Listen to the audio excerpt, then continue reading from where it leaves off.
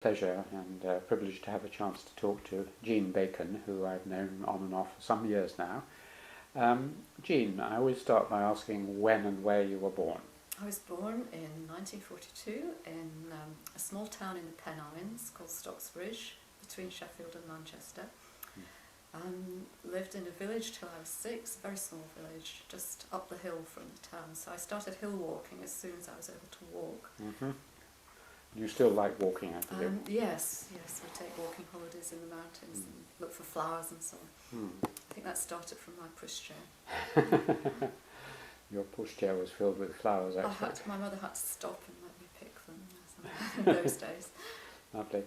Okay, well, let's start with your parents or your grandparents. You can go back as far as you like. I mean, significant people who you knew. Did you know your grandparents generally? No, they died when I was very young. So they came from very working class backgrounds, quarryman, stone quarryman in Greenmoor, where I lived for 6 years, and steel worker, coke ovens in the steel works. Those are the grandparents, the grandfathers. So very heavy, hard lives, heavy work. And my father worked in the steelworks all his working life. That's interesting. Tell me something about his character and his influence on you. My father was a very quiet person, so very self-contained, and he wasn't extrovert. He signed the pledge because his father drank when he was at home with him. So he signed the pledge in the temperance movement in the north. So I think both my father and my uncle did this. And so he's Methodist teetotaler.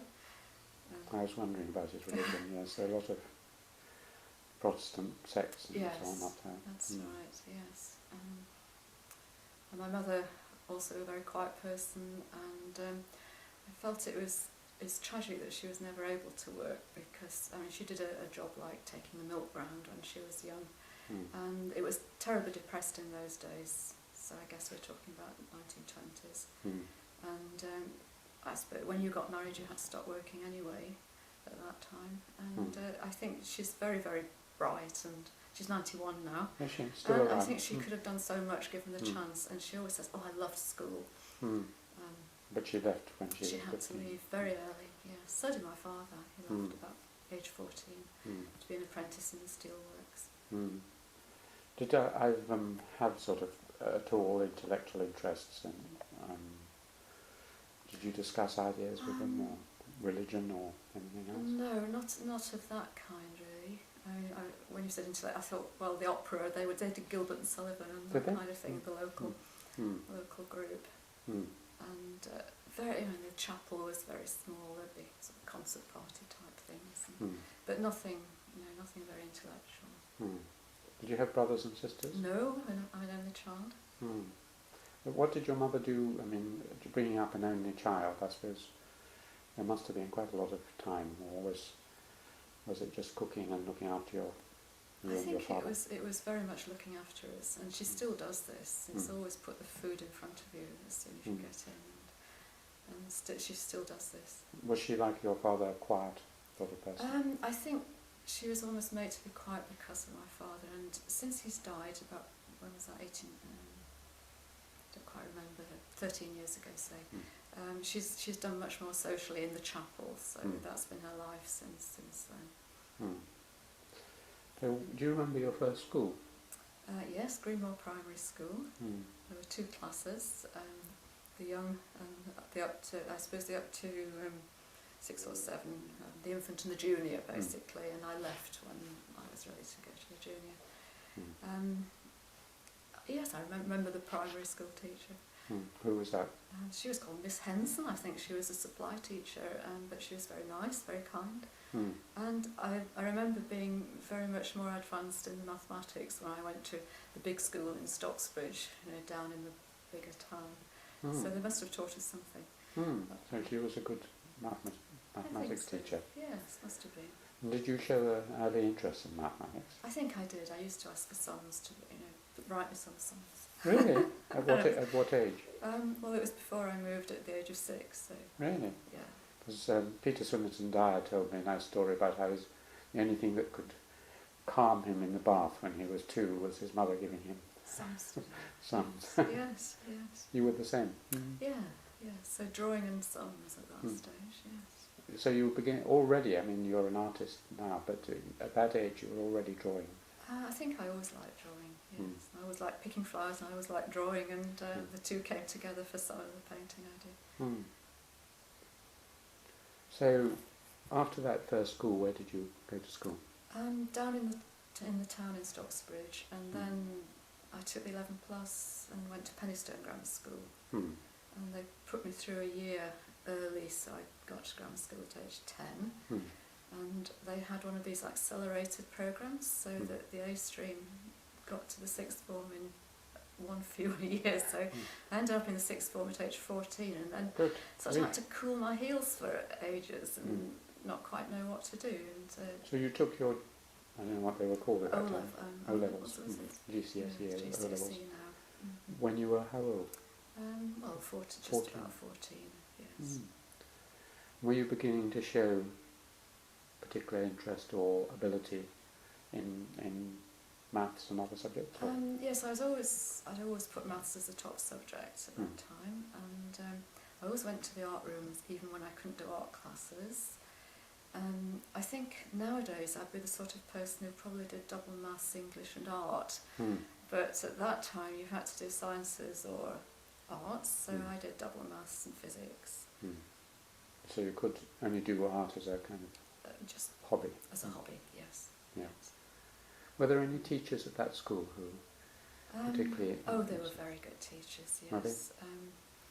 There was Mr. Stone who did physics, there was Mr. Whitehouse who did mathematics, there was Mr. Senior who did mathematics when Mr. Whitehouse left.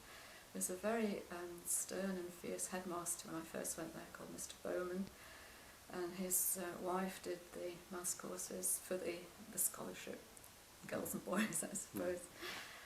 So yes, I think they were very good teachers. It was a mixed grammar school? It was a mixed grammar school, yes. And in fact we still have reunions, so my particular year meets every couple of years, even now. And have any of them gone on to aspire to the heights that you aspire to? I don't know. There are a few, there are some academics amongst us, and lots of interesting people. Was it a sort of grammar school that, as has been the case in some interviews, where it's just assumed you might go to university, but probably not, and if you did, you certainly wouldn't attempt Oxford or Cambridge or anything? I think Oxford and Cambridge scholarships were always a possibility, and other than that, it seemed to be teacher training college, and not much else in the way of what you might do. And I didn't try for Oxford or Cambridge because of this getting to the sixth form at age 14, feeling a bit kind of bolshy and independent and not wanting to hang around and take scholarships. So I got a place at, a scholarship at Royal Holloway, London University, and went there in 1960. Well, just going back to the school, what were your hobbies apart from, you were probably still looking for flowers and painting, but were any others, games, music? Oh no, I hate sport. I've no aptitude for hitting moving objects at all. So, I've never been terribly musical in that when you play an instrument, you're never good enough to. Well, I didn't feel I was any good at it or good enough to sound all right. But you loved listening to it. Yes. Because your house is very well. Yes. At least the one, your holiday home is very well kitted out for listening to music, as I know. That's right. Yes.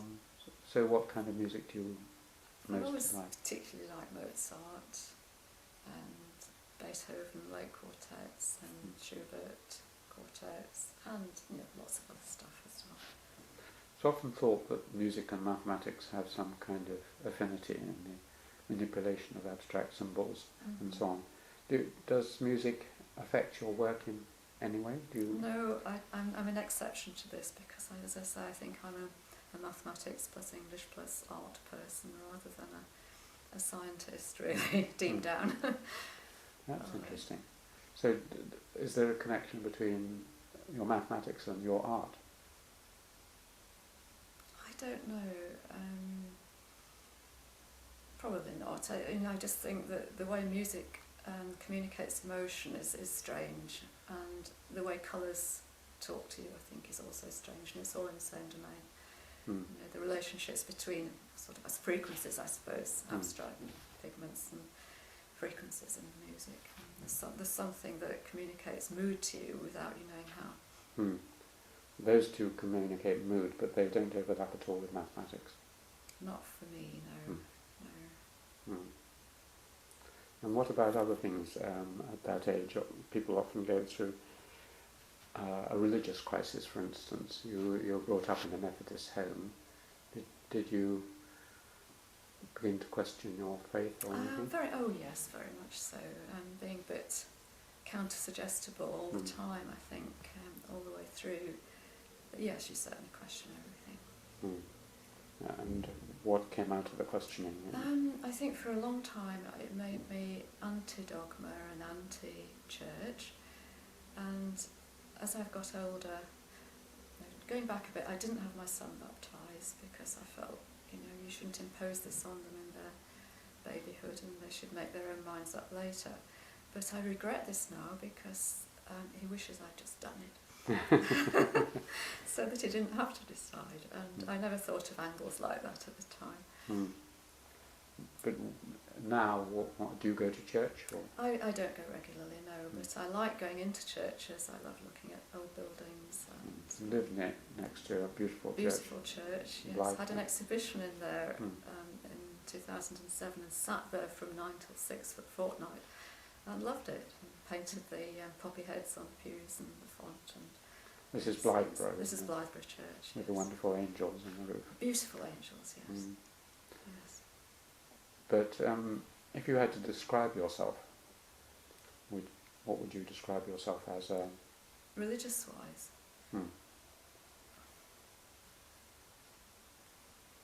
I couldn't say I was atheistic because I feel I don't want organisation of religion, but I can't dismiss there is some spirituality, but it is all to do with the human race, and I'm not sure what the role of the human race is in the great scheme of things. I don't know how much longer it has left anyway. So there's a feeling of some sort of spirit or something there, but not fixed on a... I think there's a feeling that sometimes if you're at a funeral or something like this, you rise above anything petty, and there's some kind of feeling there that you want the greater good for the person. And I think that must be kind of what's behind religion in a way. And I've known, come across my husband's cousin's husband is a priest, and I feel that he's done a great deal of good. What do you feel about this current controversy that's blown up, particularly in the last few days, about the fact that religion and science can't mix? People like Dawkins and so on saying that if you're a scientist you can't be religious. I don't think. I think what I take from religion is the interpersonal interactions, and however you describe them, whether it's religious or just... Well, it's like going back to music. How do you communicate what's going on? I sometimes feel that Ken and I read each other's minds. There's some telepathy going on, and I think there's something like that. But I think some people aren't like that, and they're the people who might say that everything has to be factual and dogmatic and cut and dried, and there is no evidence for faith. There's no evidence for a deity, and therefore that's it. And other people are more kind of woolly. I'm sure. Yes. Okay, well, let's move on to Royal Holloway. What did you go to study? Mathematics. Mathematics. You've done... I suppose it was AS, was it? Yes, I did AS in maths and physics. Why did you choose Royal Holloway? It was sort of suggested to me.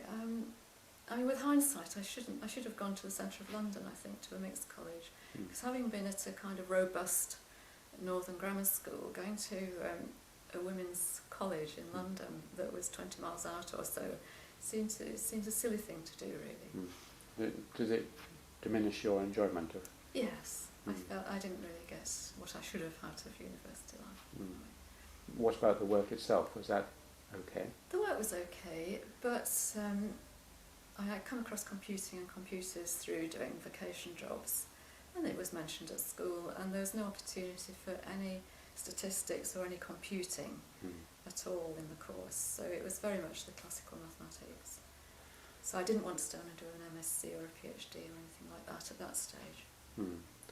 You'd come across computing at school, so when was that? This was the late 50s, so it was just mentioned. It wasn't, it was just, oh, this is the kind of job you might do, mentioned in a maths lecture. So it must just have been a chance. You'd never seen a computer? Oh, no, not at that stage, no. And your holiday jobs didn't get you in touch with a computer? This was between 1960 and 1963 at United Steels in Sheffield. I think it must have been 61. And there was Stafford Beer was doing work study there, and they were very much into cybernetics, and they did. I think they may have used a university computer, or they were about to get a computer, but they sent me on a course at Sheffield University just for a couple of days, and I thought, oh, I can do this. It's very easy. So that's, I suppose, the first exposure I had to. So that was 63, 62? I graduated in 63, so it must have been 61 or 62. Yes.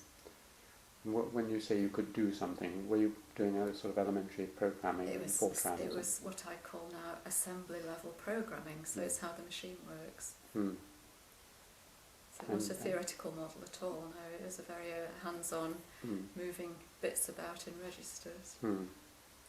But you not only could do it, but found it rather intriguing and fun. Yes, very much so, yes, the potential of it. So so that caused me to go to the National Physical Laboratory for my first job. Just finishing on the university, there weren't any teachers at all, either Royal Holloway or elsewhere, or books or anything that really influenced you as an undergraduate? I think no, because we had some very good lecturers, very good specialists. Professor McRae was a relativity specialist, and I did that option. But nothing to make me want to carry on doing that for the rest of my life, or even any number of years subsequently. Yeah. So what degree did you get at the end of it? I got a 2-1. And weren't tempted to stay on. So what was the next move? I went to the National Physical Laboratory in Teddington. Teddington? Yes. Yeah. Tell me about that.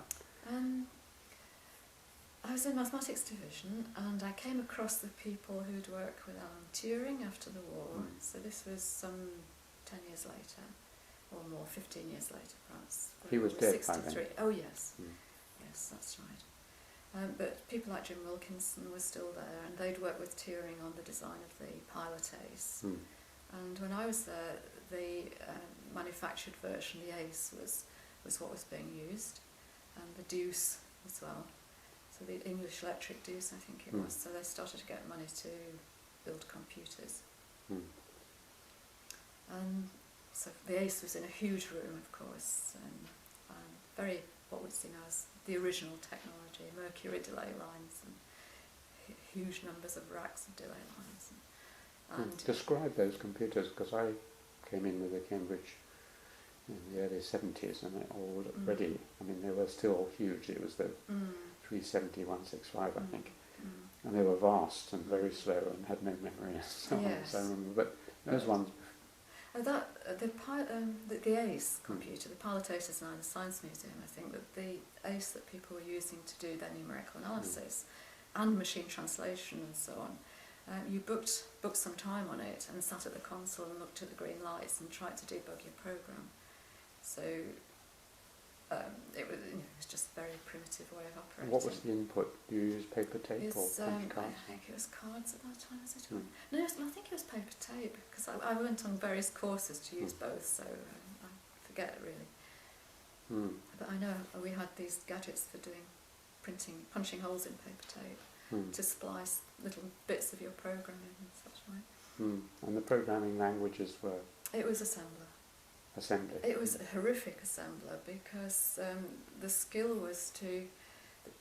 Instructions were going around in a delay line and took a different amount of time depending on whether they were additions or multiplications or such like, divisions being long.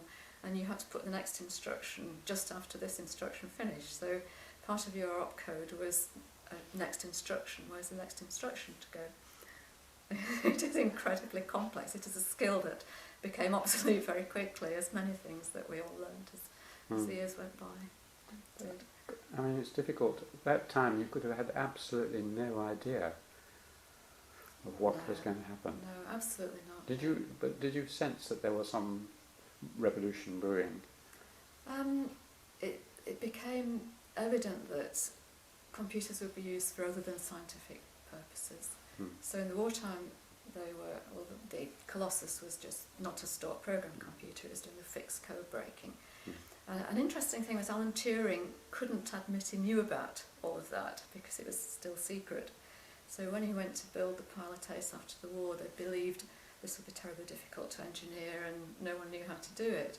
And the people who'd been at Bletchley Park, of course, did know, but they couldn't say. So they did it much more quickly than... They did it, but it was difficult to convince people that without revealing what they'd done before. I mean, how great a influence or figure in computing do you think Turing was?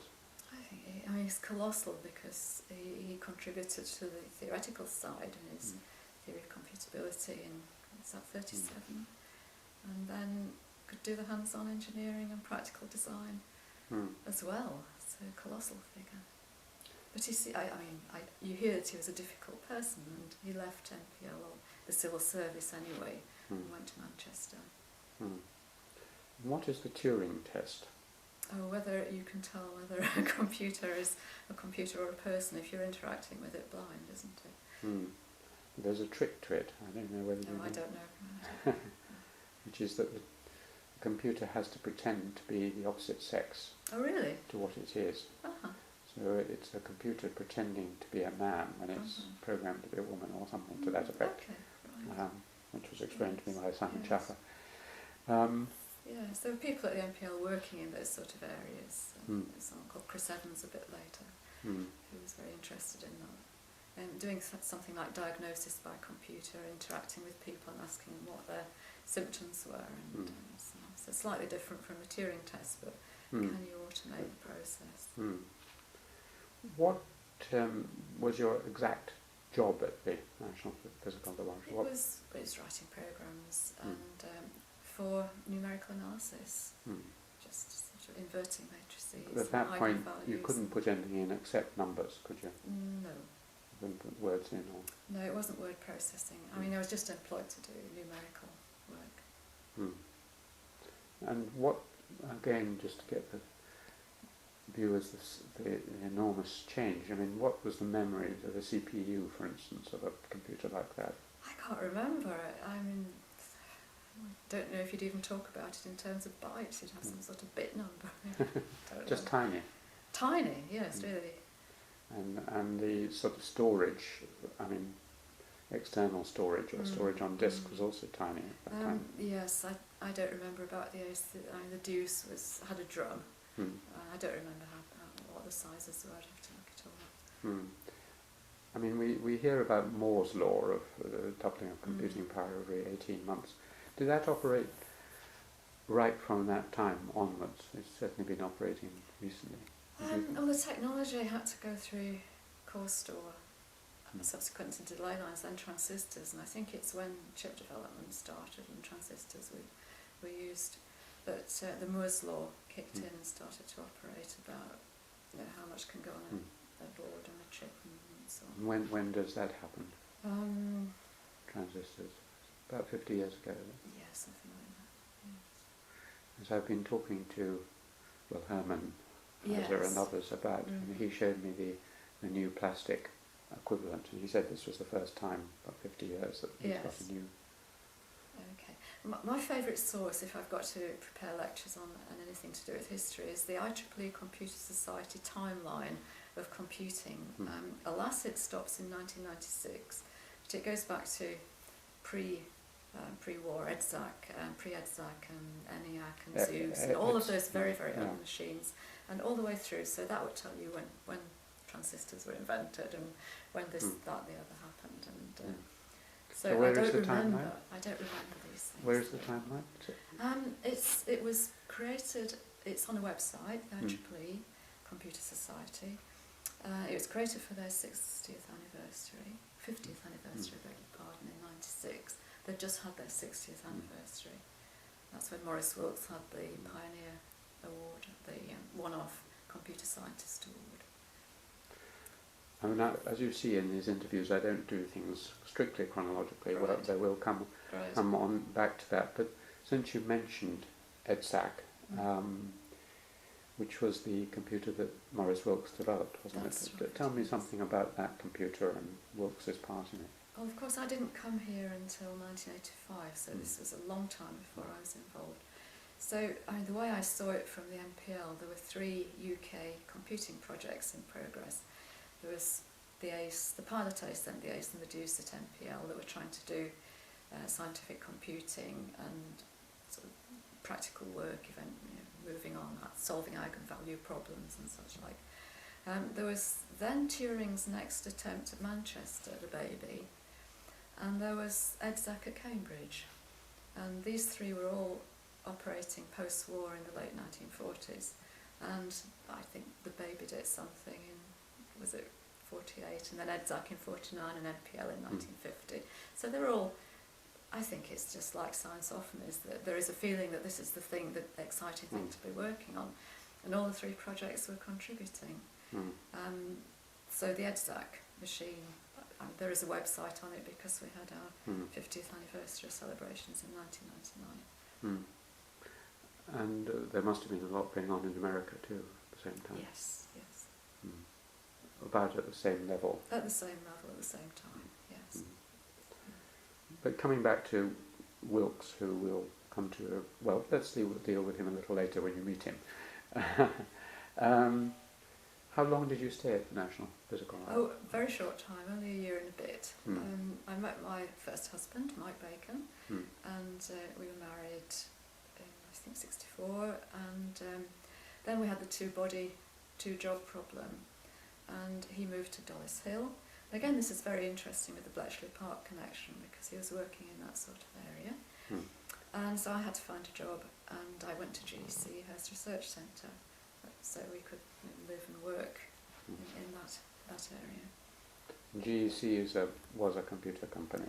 No, it was, I was doing aerial design, so I just went and got a job as a mathematician, so it was a bit odd. I didn't follow the development I'd started at all at that stage. So I did some work on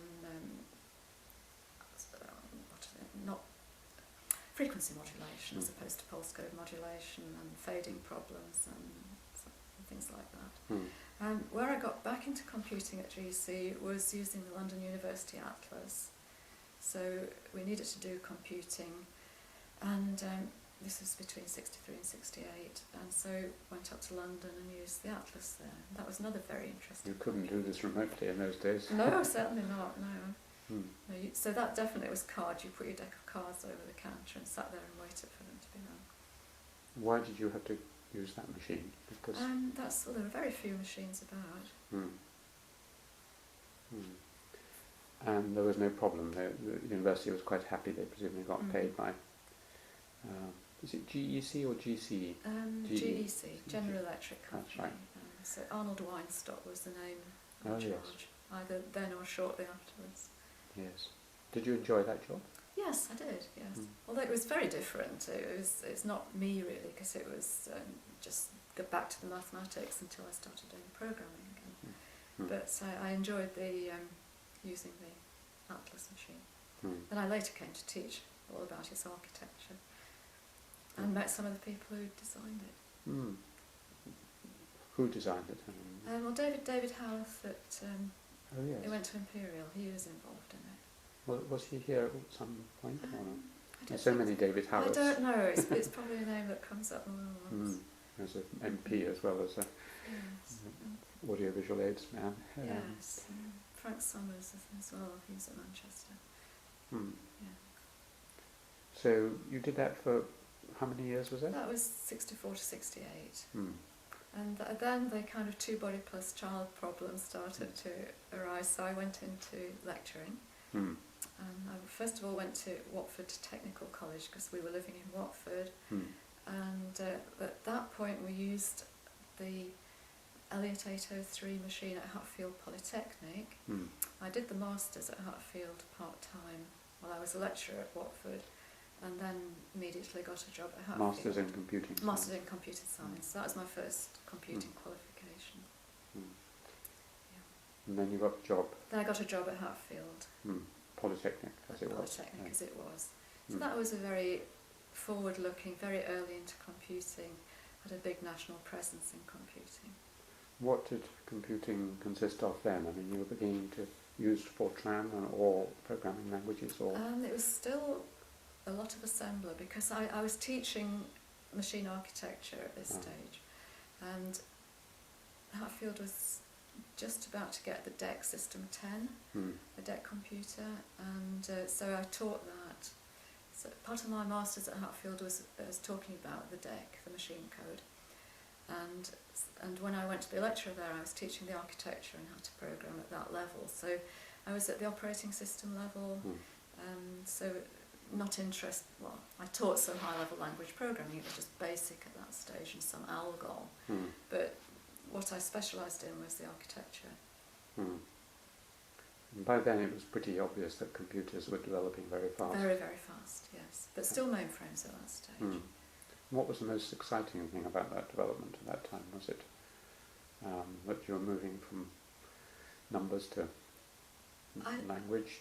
I don't know that there's one thing. It was just everything was always changing and having to acquire new skills all the time, and seeing it's difficult to remember when you didn't have a computer on your desk, but how you got computer time, how you queued up for it, or all of this kind of thing. Just all of that happening, and then suddenly things become so much easier. And you didn't have a mouse, of course, in those days. No, it was, I was just about to start at that time. Technology. It was a nightmare, and you had to wait for such long periods. You had to go off for a meal while something was happening, and then come back and find it in a sort of cubbyhole somewhere being printed out, your results. That's right, and you didn't know how long to book because you may need only a couple of minutes if it went wrong, and then the rest of the hour was free and all of that. Were there already kind of computer techies, I mean people who were totally bound up in the world of computing? And I suppose it was more difficult with the mainframe. You couldn't sort of do it all night and all day among the students or staff. The students, I think all of us are very interested in computing the developments. I mean, Hatfield was a very good place to be, and loads of people there were really good. And the people who taught me became colleagues. And were there any in particular who you remember? Roger Sharp was head of department. Gordon Bull was very dynamic and forward-looking. John Lewis, very competent, very aware of academic politics. Very good people. A good atmosphere in the department. Very good atmosphere in the department. It was not huge at that stage. And I think there was a lot of pressure to expand after I left in '85. I mean, the thing that's always interested me about my computer friends is that they seem to have a pattern whereby they work very, very intensely for quite long periods or shorter periods, and then they stop and then they go off to the Eagle and drink a large amount of beer. Yes. That's based on just one or two cases, but was there that sort of atmosphere there? In other words, there was relaxing. I think there probably was, but I'm not that type. I don't go to the pub after work. You never have? No, I did try a bit when I first came to Cambridge, but I didn't for very long. Because I've always thought or guessed that the same thing happened, of course, with DNA and so on, that this sort of tension between very heavy concentration and working rather alone and facing problems, and then coming, relaxing, drinking a bit, talking, and then someone in a slightly related field being able to say, oh well, you say you've got this problem, maybe you might be quite helpful in something like computing. It works very well, and I encourage the students to talk to each other as much as they can, and the postdocs and the PhDs and the RAs. But myself, I tend to work very hard at whatever I'm doing, and I suppose what I do is go and paint intensively after I've finished working intensively. That's your form of unwinding. That's my form of unwinding. Mm. And so, yes, going back to Hatfield, we had the mainframe, but then we were early into buying a Mini, so we had a little mini computer built in Stevenage, and then we went on to the 68,000 as a teaching machine, so we had many of them in the labs, and I was involved in teaching that. The 68,000 is a sort of, it's not a desktop, but it's a sort of mid-sized thing. Yes, so it's small Mini. Well, I suppose a microprocessor, yeah. It's a long time ago, and you forget the classification. They weren't being joined up by this point in any way? That's when I started doing my PhD, because the potential for them being joined up was beginning to be realised. So in the 70s, we started having local area networks, which I guess Andy Hopper will have talked about. Yes, he has. Cambridge Ring. Yes. So going back to the MPL, it's an interesting place in that in the mid-60s they invented packet switching, Donald Davis, and interacted with people in the States who were building the ARPANET, which became the Internet. So the MPL has been a very influential place over the years. Was Berners-Lee connected with us at all? No, I think he's much younger. Yes, because he sort of worked on packet switching or something like that. I don't know what he did before he did web browsers and the protocol for doing hypertext at CERN. So I think he's a lot younger than me. I don't know. Than all of us. Yes. Okay, well, you were now, this is the 70s. Yes. Where were you? Were you still at? I was still at Hatfield till 1985, but I did a PhD and I got that in 81, and I got interested in connecting computers together, and I was just using simple connections using serial lines, but was aware of the developments in Cambridge with the Cambridge Ring and in the States with the Ethernet, and you could see that was the way to build networks. And so instead of the packet switching wide area networks that were slow and unreliable at that time, there was this move towards local area networks that were being developed at Cambridge. Was Cambridge ahead of America at the time? No, very much interconnected. So Roger Needham went to, first of all, Xerox PARC and then DEC regularly over the summer, and had great friends there who were working in computing and exchanged ideas. So I don't think there was a competition. I think there was a kind of communal because development. Andy's account of, which I've also heard from Herman, same account of Bill Gates turning up and looking at the Cambridge local area network and saying, "What's this? I've never seen anything like this." Suggests that Cambridge was rather ahead of what Bill had seen anyway. Well, I don't know. I mean, there were places. Xerox PARC was very much ahead, doing its Ethernet, and doing the. And what they did is put a workstation on everyone's desk, although nobody could afford it at that time, just to see what happened. So Palo Alto Research Labs, that's what they did. And the Alto computer, then the Dandelion and the Daybreak. A lot came out of it, but I think there was problems. There were problems because they didn't exploit it commercially. And so Apple very much arose out of Xerox PARC. Just pause on that link. I mean, how did it arise out of? Because they were starting to develop good human interfaces to computers, the mouse, the icons, and so the research background, I think, to what turned into Apple was all evolving at Xerox PARC over the years. For goodness, I used one of those machines, but I've forgotten the name of the interface. The GUI. It'll come back to me. Was Jobs at Xerox? Steve Jobs. Was it Steve Jobs who started Apple? I don't know. I guess so. There was a direct link. Yes, I have to look that up. The IEEE timeline would tell us, I think. Your PhD was actually on networking, was it? It was on distributed systems, yes. So it's looking at the operating system kernel and how you included communication and how you had processors running on distributed components interacting with each other. So it's looking at the potential of not just one program on one machine just running and getting an answer, but when you needed more than one machine, how you got the components interacting. Who was your supervisor? It was Adrian Stokes. You're smiling. Who is Adrian Stokes? He was just someone at the Adrian's background. What is he now? He's in the National Health Service. He was a King's Fund Fellow after he became a lecturer at Hatfield for a while. I think he came to be something like a postdoc. At that time, very few people had computer science PhDs, and Gordon was perhaps an obvious choice, but he was already supervising every PhD in the department. So I needed someone with a PhD, so Adrian I thought would be a good supervisor, and we worked on having students do projects that contributed to the PhD, things like that. And it went pretty smoothly, and you got your PhD in? I got a part-time PhD in 3 years, and they weren't ready for me. That's very fast, part-time particularly.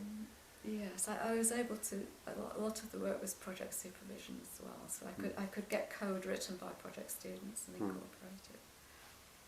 You mentioned you were teaching at Hatfield. I mean, what kind of teaching? Was it lecturing or supervising? Lecturing, yes. I was a lecturer. So I went lecturer, senior lecturer, principal lecturer. It seemed a huge teaching load when you compare it with lecturing separated from supervision here. And so I guess I was lecturing, or I had a load of something like 15 hours a week, but this could include splitting up the whole group you lectured to into several tutorials and having them do case studies on operating systems and that kind of thing. So it was 15 hours contact time? 15 hours contact time. Yep. I think that may have been as a principal lecturer at the time, I can't remember. Do you enjoy teaching? In a way I feel I've been there and I've done that. I did when I was...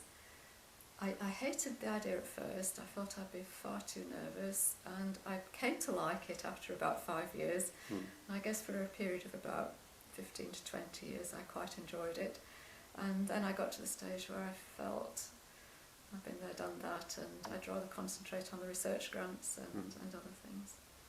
Did that change to the last phase coincide with Cambridge, or was it after you got here you decided you'd had enough teaching? I think it was partly the way that the teaching's organised here, in that I was lecturing at Hatfield to people that I knew in a group of, say, 10 to 15 for tutorials and seminars.